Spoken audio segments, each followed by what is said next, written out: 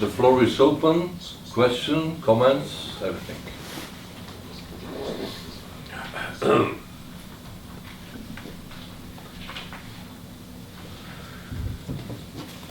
Listening to your arguments, I thought about the contemporary situation of the artist in this global situation, and I'm asking me if the artist, the visual artist today, has some better chances to influence the society and to influence and to participate in these processes or fights, constant fights for human rights. So what are the chances of the artist between so many other, let's say, protagonists of this position of the fights for human rights? And then I thought about the influence of the artistic operations or happenings or other projects in the face of the very broad protagonist in the society. So I'm thinking, I have the impression that some radical artistic actions are not do not an impact even in the face of the fighters for human rights.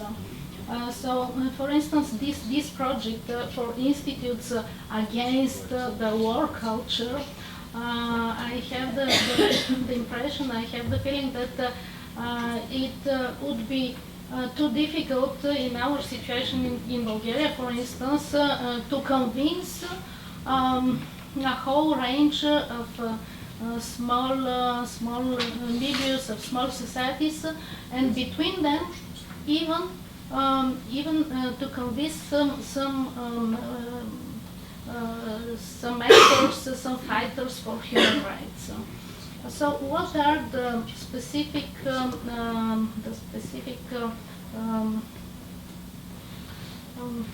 chances of visual artists between other sort of acting people? Of course, artists are working on a very spectacular way. Vodichko is a special artist, you know, whose projections. So this is the special case. I mean, usually there are some projections are very spectacular. And if you remember, for example, a war veteran vehicles just shooting on the wall in the city. That's extremely powerful and spectacular. There's the voice of the war veterans coming home, who are suffering from something like post-traumatic syndrome. Not only them, also the families, friends, something like this. And they are talking about this. And finally, there's a sentence which is just shot on the wall. So there are some. I mean, there are some artists who are working in such a spectacular way in the city. City is a sort of spectacle, right? City as such is a spectacle. But there are some, of course, working much or less spectacular way. In terms of your question dealing with the other, as you said, protagonists, curators have also a very spectacular public tool to convince the people. Of course, if you make an exhibition on Teatro della Francesca or something like this, so maybe this is not. I mean, I'm not saying nothing about Teatro della Francesca, but if you work on the exhibition which is really touching the issue, right? War, let's say, democracy, human rights, something like this. Exhibitions are usually spectacular. Of course, writing books, this is the last. But we have very important instrument in our hands. We are the teacher. We are the teachers. We teach the people directly, right? We have students who are coming to our seminars, to our lectures. That's our job, to go along. If we convinced, of course, with this, we can teach. We have to sometimes teach Piotr and Francesca, but you know, if we convince that this is the mission, that we are in a very dangerous moment, situation at the moment, like wars in Europe, right? This is the dangerous situation. So we can. I agree with Wodiczko that the question is about culture and not necessarily the decisions made by politicians. This is the culture, war culture. So we can teach these people on war culture, as he said. So this is, what was the second question? I get lost actually. Sorry, I remember. Yes, exactly. What is this? You know, I understand in the local community something is very tough, right? For example, and sometimes from different reasons. For example, this Polish institute, it's almost impossible to do this because of the tunnel, and the Polish law says that underneath the delegation, official delegation, the president of the republic, the prime minister, shouldn't be nothing underneath. But this one, for example, as he told me, right? There's the committee who is working to realize this project. Maybe not permanently, right? It's of course cost. This is the lots of money, but it is possible. You have to convince the people. You have to mobilize the people from different milieus, you know, to push the project. It is possible. It is not easy. It is not easy, but it is possible, you know. So this is, I would not say, okay, it's tough, okay, so let's give it up. No, this is not the right way. It's tough, yes, I agree, but just push them. Find some allies to help us to do this, right? So. Okay, but this aspect of the financial support and the logistics, it could be perceived as ambiguity because you will make a strong statement in front of some state power or some kind of power, and at the same time the financial support and the logistics probably came from the same side. You say what? The same side from the power institutions. Well, this is the question whether we are in a democratic country or not, of course. But the money is not a problem. There's lots of money around. So this is the problem of spending money, on how to spend this money. So this is a question of lobbying to spend this money in the way that we would like to be spent, right? And of course, this is a democratic action. We have to gather people. We have to convince the people that this is a very important project. So I'm sure that it's tough, but not because of this. It's from the much deeper background that people, I would say, love the war. The heroic deeds. I mean, not the present war, but the history. The War of Independence, for example, right, is a myth. And the whole education in the school is so-called patriotic education, you know, to convince kids that they have to follow our heroes. And who were these heroes? Soldiers, generals, and this kind of people, right? So this is much more important and deeper problem to be solved, and not money, because this is the technical problem, I would say. But to convince the people that we have to fight with our history, that's the very, very One question which has nothing to do with this issue with Krzysztof's project. Wouldn't it be just easier, instead of drilling a tunnel, just to take the remains of this poor boy and to return them to Lviv, to the city of Lvov, right now? That would be a very unwar gesture to return the defender to the city he was defending. The city is now in a different country, but that Lvov is a very loaded city at the moment in the vis-a-vis the Ukrainian-Russia dialogue or conflict, whatever you may call it. So, but of course that would be much cheaper, but symbolically much more important, and that would solve the problem of unwar monuments. I will pass this idea to Krzysztof. Yeah, I can write it myself, but he's not gonna like it. All right. I was there is another. It's rather. I'm not sure it's a question. It's rather a comment. I was I felt sorry you didn't talk about the global conceptualism, global feminism exhibition, because on the cover, it was on the right-hand side of the screen. On the cover of that catalog is a work by a Bulgarian female artist, Borjana Rosa. Yeah. And this is a very interesting image of vis-a-vis the process of if you interpret the gaze of the male gaze, the female gaze, what are they looking at, why are they shouting, and blah blah blah. But it reminded me of another exhibition, and I'll just quote the name of the exhibition and the curator, that might actually function as a springboard for interpreting these two exhibitions together, and that is an exhibition from 2000, Ekaterina Djogat, together with Yulia Demidenko, and it's called Body Memory, Underwear of the Soviet Era. Oh yeah, This is a fantastic cultural exhibition.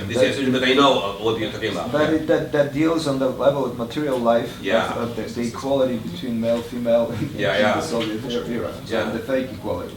So anyhow, it's just maybe mentioning this exhibition. Okay. It's not a question. I'm very sympathetic with the idea that utopia should be staged publicly, visually, and spectacularly. But unfortunately, the idea of public space is problematic as well. The public space is in crisis. Everybody knows that, and a lot of theoreticians speak about that. From Gidebord to, let's say, Habermas recently, or let's mention Richard Sennett with his book, The Fall of the Public Man. And the public space is not something obvious at all. It is commercialized, it is fragmentized, it is medialized, and to stage something in public, you are risking the fact that your, let's say, utopian initiative won't be very different from certain commercial images next to you. How can we address this topic? How can we address the problem that public space is not public space in the normative sense? You can say, but we are going not only to stage in public, we are going to teach the students. But the university is a problematic idea as well, unfortunately. Because the mass university in the last 50 years is a managerial hyper-institution, which is ruled according to managerial and, let's say, neoliberal rules. And if you are teaching the students like that, then, you know, the Birmingham Center has been closed, and the cultural studies are already in decay, and the political academic resistance from within is made almost impossible by the rule of the university. What about that? Yeah, I'm quite involved in a process of regaining the real role of the university in Poland, and writing some pieces, and next fall I will be edited a volume of one of Polish bi-monthly about the university crisis. Unfortunately, the process is completely crazy, and I'm fighting. I'm trying to fight with the whole system. For example, rejecting.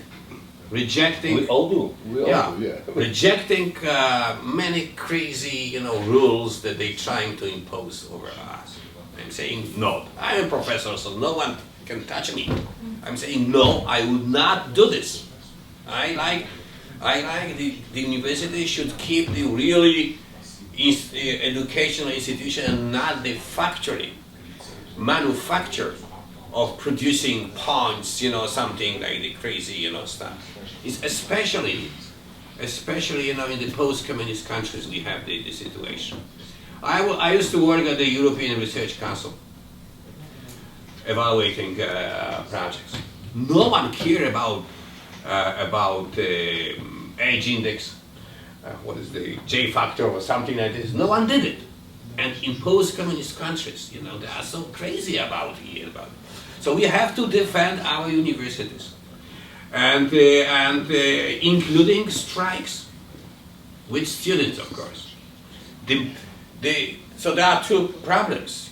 There are the professors who would like to have peace and to work in the laboratories or something like this, and not to be involved in the public debate on the university. But if university collapse, the democracy collapse as well. So the crisis of democracy comes together with crisis of university. So this is our duty, and I'm absolutely aware that the situation is very dangerous around the world, not only in the other countries. No, this is the same in the US, the same in Western Europe. In the US is worse. Yeah, even worse. This is so I'm quite aware, but we have to do something with it. So the public space is a little bit much more complex, right? Because, as you said, right, this is the traditional agora as a place for debate, disappeared. We have, so many actors playing their own roles on the agora, right? Mostly commercial, political, something else. So how to defend the public space? So this is the different issue, and the only thing what I can do right now, just to refer to some attempts to do this. For example, historical one, Jerry Holzer projects, right, on Times Square.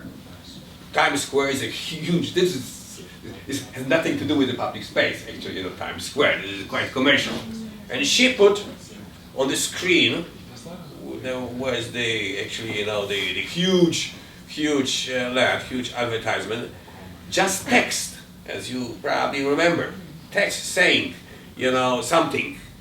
So in those commercial, surroundings, the people who can just see a sort of text, not color, just simple letters, stop and try to read it.